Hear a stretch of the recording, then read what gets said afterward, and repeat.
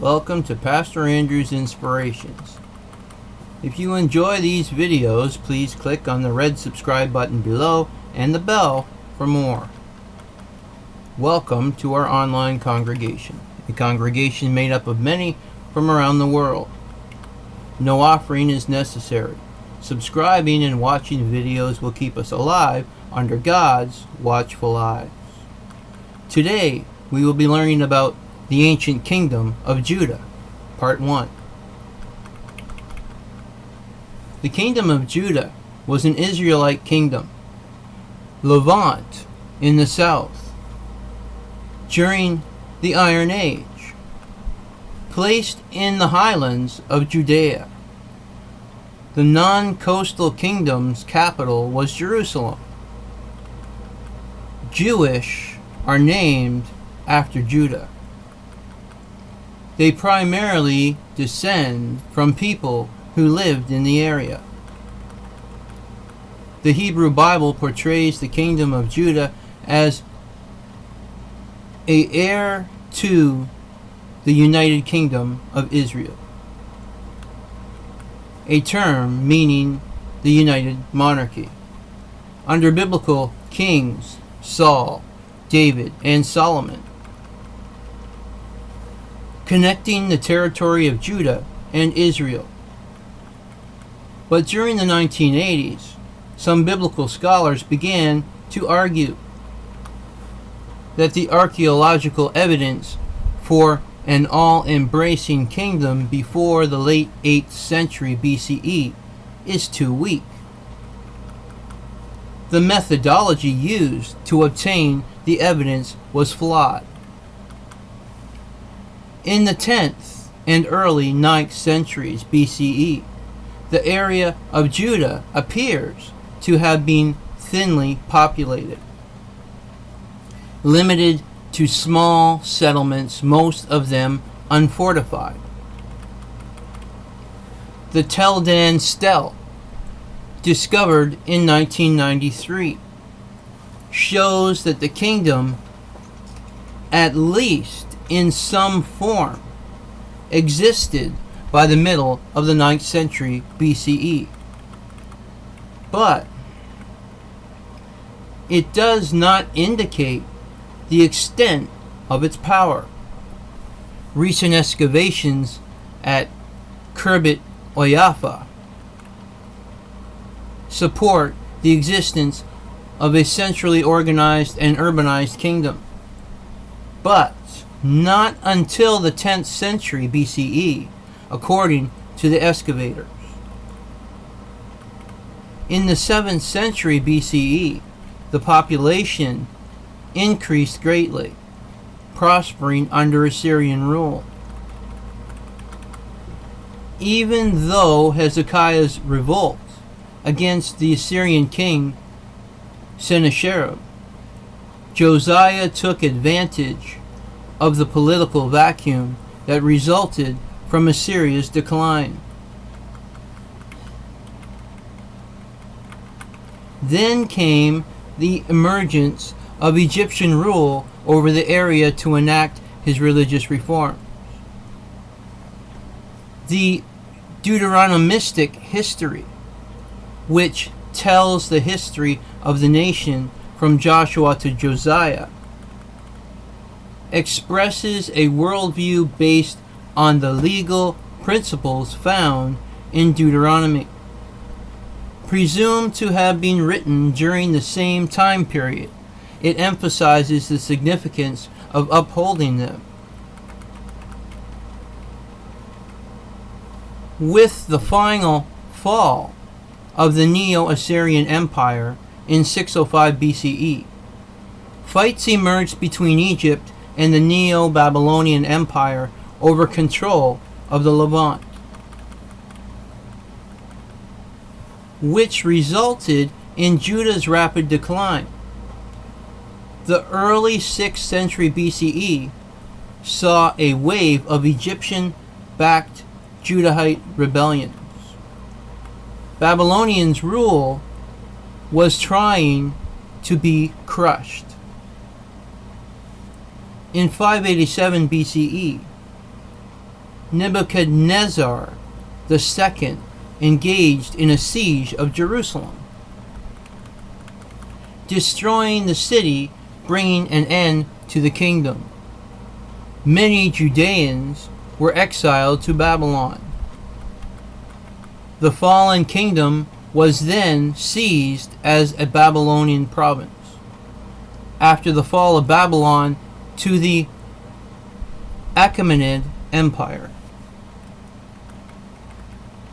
Achaemenid King Cyrus the Great allowed the Jewish who had been deported after the conquest of Judah to return. They were allowed to self-rule under the Persian government. It was not until 400 years later, following the Maccabean revolt, that the Jewish fully regained independence. The kingdom of Judah was located in the Judean mountains,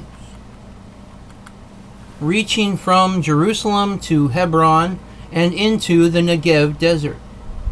The central ridge ranging from forested and shrubland covered mountains, soothingly sloping towards the hills of the Shephelah to the west, to the dry and arid landscapes of the Judean desert, dropping into the Jordan Valley to the east, thus forming the kingdom's core. The northern border of Judah extended east to west, from the northwestern shore of the Dead Sea, passing nearby Jericho to the area of Gezer. To the west, the border ran from Gezer across the Shephelah to Beersheba in the northern Negev.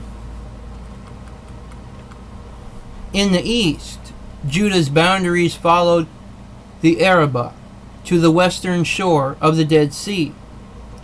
In prosperous periods, Judah's influence expanded, stretching southward to Beersheba and beyond, including Kadesh Barnea and likely Kuntalei Ashrud. Its influence most likely extended to the Gulf of Eilat.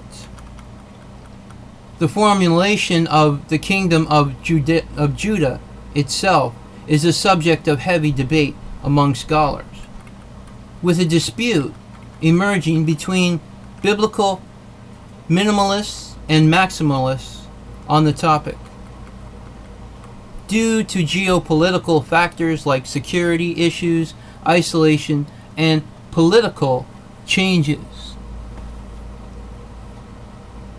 the core area of the kingdom of Judah on the south-central highlands has been limited archaeologically. Exploration compared to others.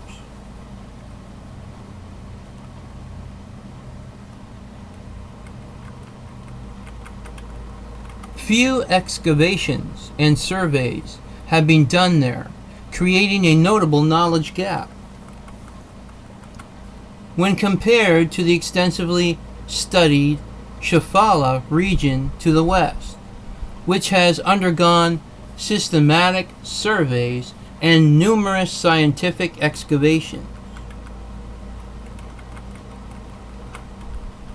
While it is generally agreed that the stories of David and Solomon in the 10th century BCE tell little about the origins of Judah,